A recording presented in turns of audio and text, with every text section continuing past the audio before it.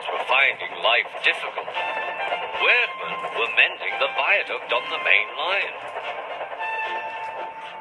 The arches needed strengthening.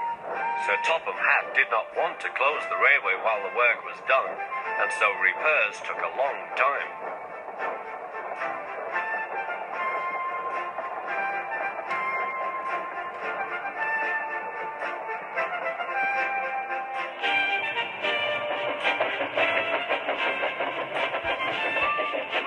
The engines had to take great care when crossing the viaduct, and the delay often made them late on their journey to the junction, where they knew Thomas would be ready to collect his passengers.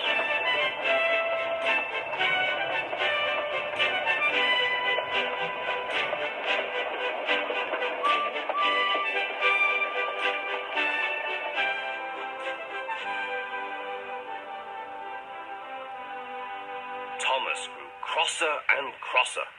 "Time's time," he grumbled. "Why should I keep my passengers waiting, while Henry and James dawdle about all day on viaducts?" "Don't blame me," snorted Henry. "If we hurried across the viaduct, it might collapse, and then you'd have no passengers at all. What would you do then?" "Run my train on time, for one thing," retorted Thomas. He hurried away before Henry could answer. Bertie was impatient too.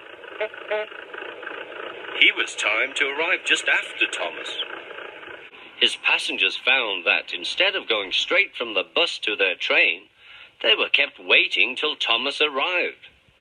Soon Bertie grew cross with Thomas. "Late again," he remarked, as Thomas panted wearily in.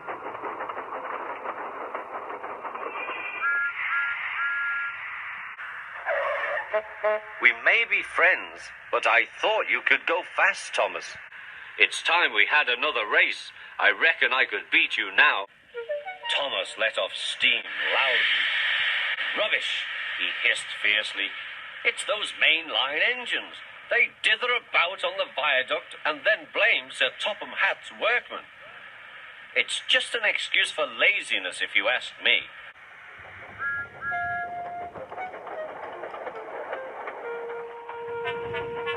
One day, James was later than ever at the junction. "I'm sorry, Thomas," he puffed. "I was held up at the station, and the viaduct made it worse." "It's lucky for you I'm a guaranteed connection," grumbled Thomas.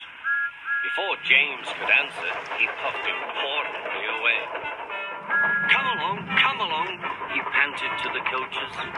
Annie and Clarabelle did their best, but Thomas soon found that he couldn't save much time.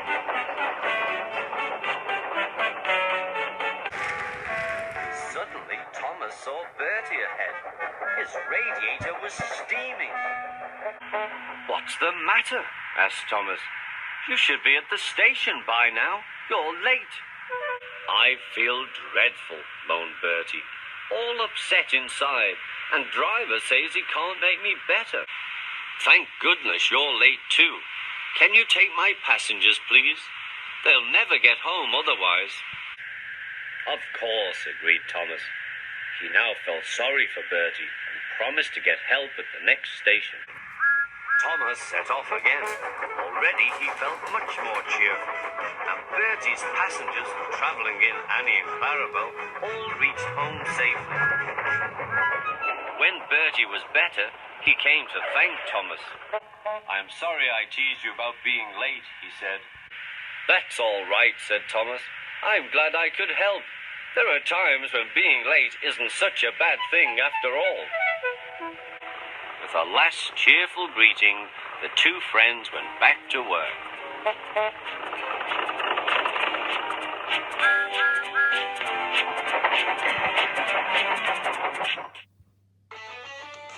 Hi everyone, it's Thomas. If you like this episode, hit the subscribe button or send a comment and let me know what other big adventures you would like to see. And remember, little engines can do big things. See you next time.